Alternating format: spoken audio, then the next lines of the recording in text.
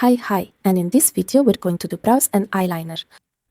When it comes to my eyebrows, I'll be applying a long-lasting tint, and for my eyeliner, I'll be using a rich dark brown direct dye brow pigment. Now, for my nearly invisible eyebrows, I've decided to use a deep black dye. Why choose black? Well, because this specific dye is actually quite gentle, and on me it will end up looking much more natural, and there won't be any harsh black color left behind. I am showing you a 6% developer, but I am actually using a 3% one. I have poured out the original developer because that 6% strength is really intended for much thicker gray hair, and 3% is perfectly sufficient for me. So, I've mixed the tint and developer in a 1:1 ratio, prepared the cotton swabs, and dampened them with micellar water.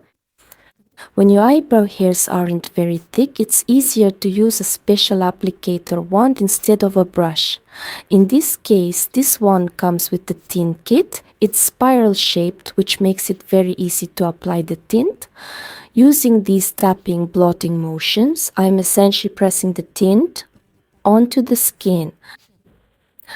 I hold the wand parallel to the skin and move slowly from the tail towards the bridge of the nose.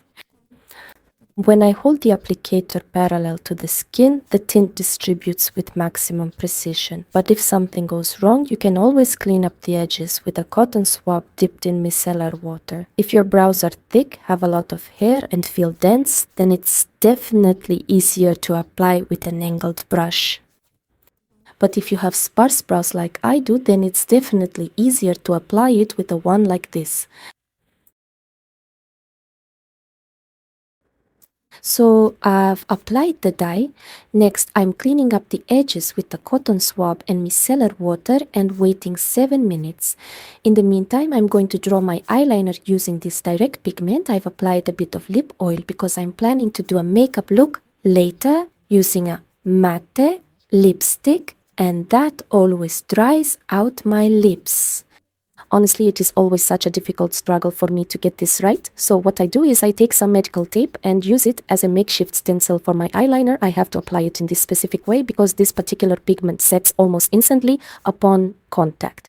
Using the stencil really helps me to avoid making any messy mistakes along the way. Plus, it is completely ready to use right out of the tube, so there is no mixing required. I am picking up just a tiny amount of product. I take a thin flat brush and begin to slowly draw out my wing like this, starting from the outer corner of the eye and moving inwards towards the middle, roughly reaching the center of the pupil, though that will really depend on your own unique eye shape.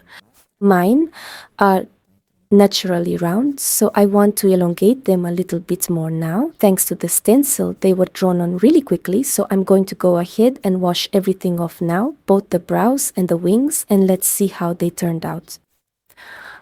As you can see, my eyebrows didn't turn out black, even though I used the blackest dye I had. And these are the super wings I ended up with. Now it'll be easy for me to incorporate them into my makeup look. I mean, I can tone down their intensity or conversely emphasize them with eyeliner. My brows and wings last 3 to 7 days, depending on the products I use to wash my face. I'm showing you just how long-lasting these wings are. I'm wetting them to prove they won't wash off. I do this often. It acts as a perfect template for my morning makeup routine. It cuts my prep time in half. But if you're subscribed, you've already seen the video about sock curls. If not, you can check it out on my channel. See you next time. Bye bye.